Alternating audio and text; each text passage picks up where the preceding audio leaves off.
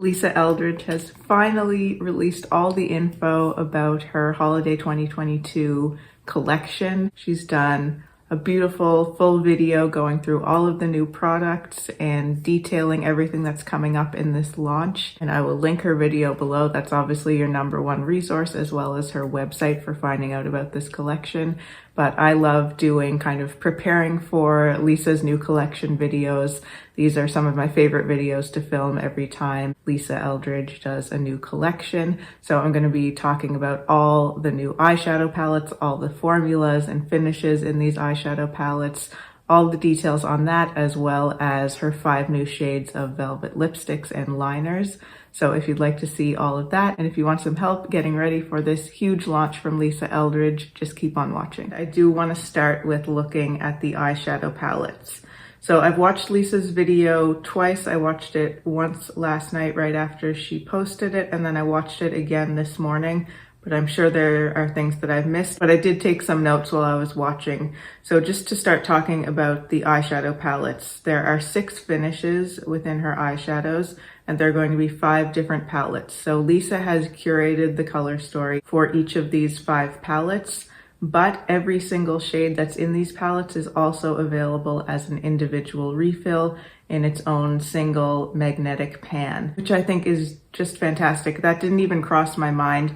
I kind of knew that she was going to be coming out with eyeshadow palettes because she had teased as much on her Instagram a few weeks ago. So I suspected that this new product was going to be eyeshadow palettes, but it didn't even cross my mind to think that they might be refillable, that you might be able to buy individual shades on their own. When I heard that, I was really over the moon because that just adds a whole other layer of experience to these eyeshadows. One of my favorite things to do with my Natasha Denona eyeshadows is to be able to pop them out of the pan and create my own custom palettes. And so knowing that we're going to be able to do that with Lisa's eyeshadows is just so exciting. And I can already kind of envision, curating my own little 6-pan palettes from all of the shadows that are in Lisa's range. So that was a really exciting layer that was unexpected for me. I'm really happy about that. So the 6 different finishes, I'm going to go through them and just talk a little bit about what Lisa said about them and kind of my thoughts on them. So first we have the Seamless Matte formula, which is supposed to be a super blendable powder matte with a tiny touch of pearl in it that just kind of helps with the diffusion and the super easy blend on it. To me, this sounds like the most traditional matte formula, and I think Lisa even said in the video that it's like the traditional powder matte formula from among her range. And there are 6 shades in this Seamless Matte formula. The next formula is Velvet, which sounds very interesting to me. So this is a powder that she said feels like a cream eyeshadow, works well with fingers or a brush, and it feels like an eye paint. She said it's a great base for building looks on top of. It's really smoothing on the skin. And to me, this sounds very similar to the Natasha Denona Cream to Powder formula, which is one of my favorite eyeshadow formulas to work with. Natasha's Cream to Powder has that similar sort of marker-like feeling or paint-like feeling. So hearing Lisa describe the Velvets as feeling like an eye paint made me think of that. And also just the fact that she said that it feels like a cream eyeshadow, but it's actually a powder. So there are 9 Velvet shades from among the 30 that are in this collection. And I suspect they'll be a little bit different from the Natasha Denona Cream to Powder because the Velvets seem like they are more pigmented and more saturated than the Natasha Denona Cream to Powders. I find a lot of the Natasha Cream to Powders are a little bit less saturated. They require more building. The other thing actually that Lisa said about the Velvets is that you don't get fallout from them. So that was the other kind of part that reminded me of the Natasha formula. So I'm really excited to try that formula. It sounds beautiful and it's great that we have so many of them in this range. Next we have the Metallics, which are densely packed, smooth with high color payoff. These really look amazing. They seem to have kind of a multi-dimensional shine, so they're not just a kind of straightforward smooth metallic. Like if you watched my Mario Ethereal Eyes video, there's that one kind of deep bronzy shade that I think of as a very smooth, kind of straightforward metallic. It doesn't have a bunch of different size pearls in it, but I think Lisa's will have those different size pearls, which makes me really excited because that's my favorite type of metallic shadow. There was a green from the Sorcery palette that she showed. I think it was the shade Madrigal that she had put all over her lid. That looked really amazing. And then I noticed when she was swatching a couple of the metallics from the Cinnabar palette as well, they looked really breathtaking and beautiful and multi-dimensional. So these seem more textured than the next formula that I'm going to talk about, which is the Lustre formula. Now there seems to be only actually one Lustre among all these 30 new shades. Lisa says that these have the same payoff as metallic, but smaller pearls. They're densely packed, again, with tiny pearls, very smooth, and give a pearlized lustre sheen, like when you look at the surface of a pearl. So that to me suggests a much smoother finish than you would get with the metallics. A more kind of straightforward, almost in between like a satin and a metallic, but I suspect they might be a little bit higher shine than what you think of when you think of a satin. And as I said, there's only one of those lustres and it's in the Muse palette. The next formula is the Luminous formula. It's described as medium payoff with a semi-transparent base. You can use it with your fingers for a really wet, glossy look or with a brush. And she did say this one has small and large glittery pearls in it that are quite spaced out. So you get more of a glittery shine, especially if you use it with a brush, because that's going to diffuse the pigments more. And there are 3 of the Luminous formula among these 30 shades. One of them is a duochrome, the shade Mercurial in the Sorcery palette. And this formula sounds really interesting to me. I love that description of kind of medium payoff, semi-transparent base. So it makes me think that, again, referring back to the Makeup by Mario Ethereal Eyes palette, I'm going to link my video on that below because I go into the formulas quite in depth for the shinier formulas in that palette. But this Luminous one from Lisa reminds me of, I think it's the shade EE6 in the Mario palette. It's the one that's kind of a topper shade, but it has a stronger base than the other 2 toppers in the palette. So that's what that made me think of. And I find that's a beautiful type of shadow to work with. I love that type all over the eye because you get enough kind of depth from the semi-transparent base, but then you have that beautiful shine, glossy kind of wet finish as well. And then the last formula is the top coat. So this is a fully transparent base, multicolor glittery pearls, and she said it's quite subtle, but it sounds like it gives that kind of sparkly ethereal effect. There are only 2 of the top coat shades among these 30 shades, and they are in the Cinnabar and the Myth palette. And these to me seem more like those other topper shades that are in the Makeup by Mario palette, where they have that fully transparent base and a little bit more of a subtle effect. So now that we've gone through all the formulas, I want to look at each individual palette. So first, let's bring up Vega. I'm doing my screen recording here, so hopefully we'll be able to look at all of this together on Lisa's website. So the Vega eyeshadow palette is a smoky and celestial composition of multidimensional cool and neutral tones that will take you from day to starry night. The cool and neutral grays and taupes in this palette form a naturally defined 90s supermodel look, which can be built up to a classic smoky eye. She says some more information there that you can read, but I just wanted to kind of just go through the shades and the finishes that we're finding in this palette. So it looks like we have 3 of the seamless mattes in this one, so that's the more traditional powder matte formula. A very deep black called Lamp Black. She describes it as a true black.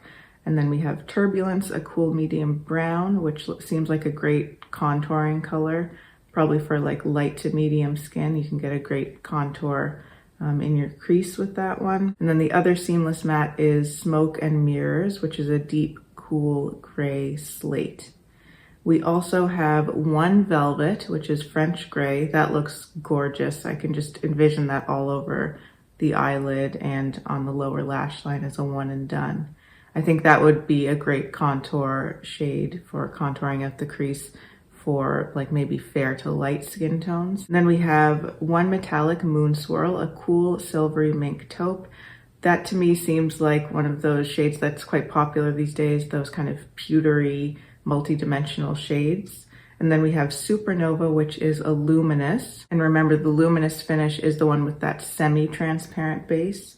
And this one is described as a silver with rose pink and silver sparkles. This just I mean, all of these palettes look beautiful. I'm gonna be saying that about every single palette. But this one, it just looks like a cool tone lover's dream. I'm gonna tell you right now, I'm planning on getting all of these palettes. I went back and forth for a little bit, but I do save up for these Lisa Eldridge launches. I know she has usually 2 major launches per year, one in the spring and one in the fall or holiday season. So I save up and I kind of strategize my budgeting around these big Lisa Eldridge releases when I know I'm going to be spending quite a lot of money. I did go back and forth a little bit on whether I was going to get all of these, you know, once I saw what each of the palettes looked like. There were 3 that I knew for sure I definitely wanted to get. Perhaps you can guess what those are if you know a little bit about my taste. And then there were 2 that I was a little bit less sure about. Vega, I'll be honest, is the one that I was least sure about just because it is so cool toned, or it appears to be. And cool tones are really not my go-to, but I've been coming to appreciate and enjoy them more and kind of come up with different ways to wear them.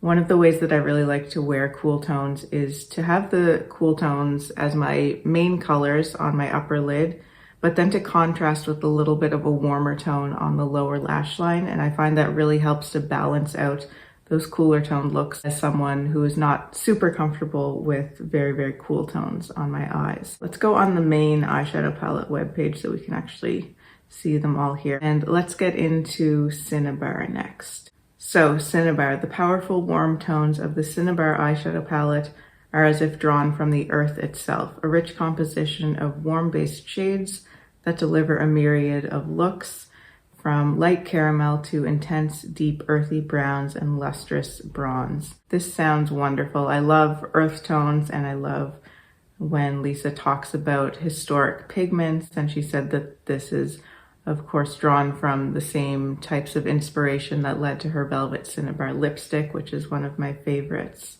So this is one of the ones that I was definitely sure I would be getting. Let's go through the shades and the formulas. So it looks like we have 2 seamless mattes, Raw Sienna, which is a light caramel, and Fired Earth, which is a deep, warm earth brown. And Lisa said she had sleepless nights. Each of the new shades that she's formulated here, she said, gave her a sleepless night trying to come up with the names for the shade. And I have to say those sleepless nights paid off because she's one of the best with shade names overall.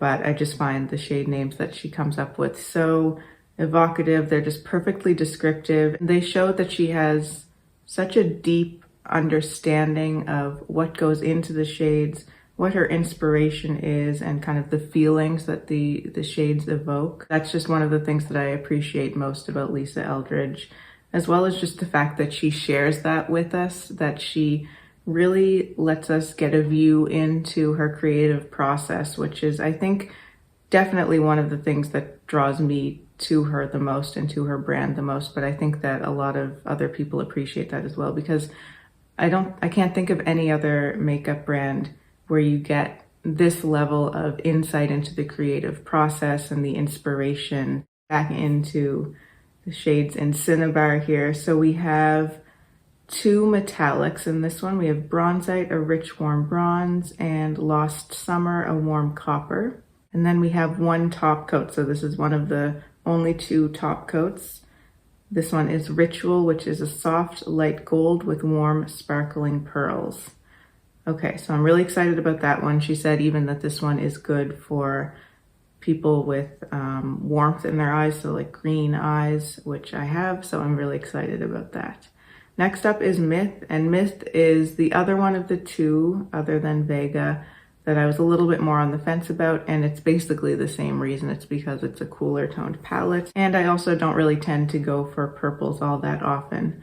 But once she started describing the inspiration behind this one and applying it onto her eyes, I was really hooked, because the inspiration behind this one comes from the invention of the color mauve, which is just fascinating. I didn't know anything about that. She talked about it a little bit in her video. And then I watched a few other videos about the history of mauve, and it's just really a fascinating story. I'll link some videos below, but Lisa does kind of go into it a little bit in her video as well.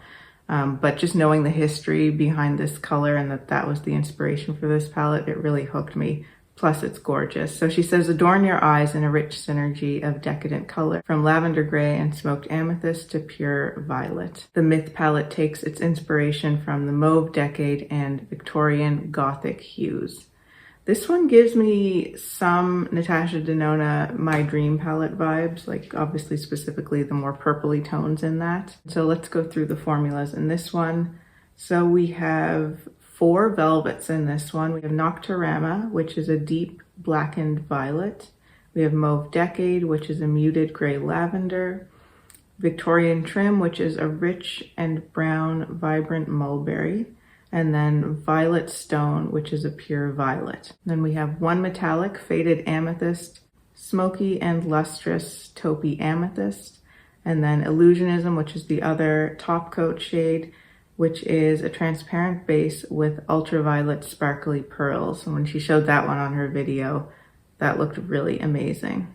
And it was another one that she mentioned would give a really beautiful contrast to hazel or green eyes. Next up is Sorcery, and this is one that I knew, again, immediately. Once I saw all those greens, I knew I had to have this one. So this one is inspired by medieval tales and legends. Sorcery is a story of the magicians, fairs, and fantasy of the Middle Ages. And this one has a lot of the more shiny metallic finishes. It does have 1 seamless matte, which is Troubadour, a deep inky teal. So that's another thing that I'm appreciating about these palettes, is that there seems to be a good range of depths among most of these palettes. So Sorcery here, we have this very deep green, which is perfect for this type of a palette. Myth had a couple of quite deep purples. Vega had the black in it. We had deep browns in the Cinnabar palette. So these, I think, can be really cohesive on their own, although you're able to switch out the shades as much as you want. They're very well curated palettes in terms of creating complete looks with them. And then this one actually has 4 metallics. So we have Swan Song, which is a rich sapphire blue. We have Mage, which is a pale silvery sage green gray with icy blue, pink, gold, and green pearls. That sounds amazing. We have Madrigal, which is the one that I mentioned before, where she put it all over her lid in the video, a blackened antique green gold. And we have Grotto, which is a rich emerald green. And then there's 1 luminous finish in here, which is Mercurial, a prismatic green to heather duochrome. So that's the one duochrome among those luminous finishes. And then last but not least, another one that I was sure I wanted to get. This is Muse. A harmonious assemblage of rosy hues, Muse is a painterly washed world of romance. From soft vintage pinks to warm plum brown tones that seamlessly blend together for a monochromatic look of rosy simplicity, or dialed up for an intense, sublime blush. And she said this is the one that kind of has the most cohesive color story. All the colors will kind of blend very seamlessly into one another, and you can see that it's quite a monochromatic color story, but it's really beautiful. I love that it is inspired partly by her Muse lipstick, so the dirty rosewood tones in that Velvet Muse lipstick, but also inspired by the Belle Epoque and the art of that era and just kind of the romantic ambiance of that era, I guess. So in this one we have 2 velvets. So we have Tea Room, which is a soft pink apricot, and Cherubim, which is a muted clay pink. And then we have 2 metallics, Tomorrow's Party, a burnished warm rose, and Vintage Mulberry, which is a deep plum brown. Then we also have Love in Venice, which is a luminous in rose gold, and a Lustre, the 1 single Lustre in this whole collection, Taffeta Fan, which is a delicate pearly champagne. And even in this one, although it's probably the most monochromatic color story, we have that very deep vintage mulberry, and it's a metallic, but I think it's going to be able to do the job that you would want from a matte brown as well. It seems to be very pigmented and saturated. So that's all the information about the eyeshadow palettes. The one single thing that is a slight disappointment to me about the eyeshadow palettes is that you're not able to just buy one of the palettes empty. So I can imagine there might be some who would want to just completely curate their own palettes since you can buy the singles. Of course, they can do that with their own magnetic palettes. You can just buy whichever single shades you want and do what you will with them. But it would have been really nice to see her actual palettes available empty, so if you wanted to create your own fully custom Lisa Eldridge palette, you would be able to do that. But maybe that's something she'll do in the future, and it's just a very small criticism. For me, I'm very happy with the way these are presented, but I can just see that there might be people who would want that empty Lisa Eldridge palette specifically. She's also bringing out more brushes. I'm not planning on getting any of these. I don't actually have any of her brushes. But they are here, and I believe she used them in her video as well, so you can see a little bit of a demo of some of those brushes there. I just have a lot of brushes. I'm very happy with my brushes, and I just don't feel the need to get any of these ones. So next we're going to move on to lips, and we've got 5 new shades of her True Velvet lip colors, her original iconic velvet lipstick formula. Now I do have to admit I'm not as excited about these velvets as I am about the eyeshadow palettes, and I'm not as excited about the velvets this year as I have been in previous years. They do seem to be a lot of quite similar colors. Now of course it's very hard to tell online, but they're all reds and pinks essentially, aside from one of them. So that was kind of the slight disappointment for me, I guess. I was hoping for more of those kind of earthy colors and or much lighter shade, like Velvet Intrigue from last year, which is the lightest one in her collection, is really one of my favorite velvets because it's just such a beautiful, unique, kind of lighter velvet shade that I find quite easy to wear, but it has still a unique punch to it. So we're not getting any really light shades in these new ones, so that was a little bit of a disappointment. And also I just don't tend to gravitate towards reds and pinks on a daily basis. But when I rewatched her video this morning, I did really come to appreciate these colors more, and I think they do look beautiful. So again, I'm planning to get all of these. I have a complete collection of Lisa Eldridge lipsticks, so I'm going to be continuing that, and I want to be able to show them all to you as well, of course, and be able to do comparisons and everything. Khaki Reviews Beauty here on YouTube often talks about wanting to have an encyclopedic knowledge of certain brands and certain products. And that's really how I feel about Lisa Eldridge as a brand. So I want to try to continue as best I can to have the complete collection as much as I can within reason of the Lisa Eldridge lipsticks and maybe now eyeshadows. And I want to be that type of a resource on the Lisa Eldridge brand, basically. So let's get into the new velvets. So the first one here is Velvet Duchess, which Lisa described as a very blue-based, a cool-toned, very deep red. So she said this had some similarities with Velvet Ribbon, which is her classic true red, but it just lacks the brightness of that. So that sounded quite interesting to me. I do love Velvet Ribbon, and I like how it looks on me, but I think that having this deeper and less bright and vibrant version will be really beautiful. And it looks gorgeous on all of her models, of course. So that's Velvet Duchess. There, you can see it on everyone. And next up is Velvet Pompadour. So this she's describing as a fresh, lively, medium pink with neutral undertones, inspired by Madame de Pompadour and Rococo era. It seems to be quite bright, but still maybe a little bit of a muted quality. It did look quite bright and vibrant on Lisa in the video. Kind of maybe somewhere in between Velvet Petal and Velvet Blush, maybe with like a hint of Rainbow Spill thrown in there because it's so bright. So that's Velvet Pompadour. And then next I'm gonna skip over Velvet Sorcery for now. And we'll go into Velvet Rain. This one does look incredibly beautiful, and I love the way that it's described. I love the name of it too. So a rain-soaked rose. This muted natural medium pink has a blend of warm and cool undertones. It picks up the natural tones of the lips while enlivening the face. This one does look quite incredible. I'm just very interested to see how all of these shades compare to one another in real life. because a lot of them just seem to be sort of a similar depth and with just those kind of slight adjustments in the undertones, but this one looks quite gorgeous. I think I'm gonna like that one a lot. Then we have Velvet Enchantment, which is more of a red. It was interesting how she talked about this one because she said it's like a red for people who don't like wearing red. It's just a more muted version of a red. It'll do everything that a red does for you and give that type of look and effect, but it's just not as bright and not as intense as a traditional red lipstick. So she says it's kind of like a rush of blood to the lips. This instantly beautifying hue is the most effortlessly wearable of all her reds. So another one that looks gorgeous. I am quite interested to see how wearable this is. She compared it a little bit, I think, to Palazzo, which she brought out in her Lucent formula in the spring summer. And I really like Palazzo, and I think a lot of people find it to be a very wearable red. So I'm quite intrigued to try this one out too.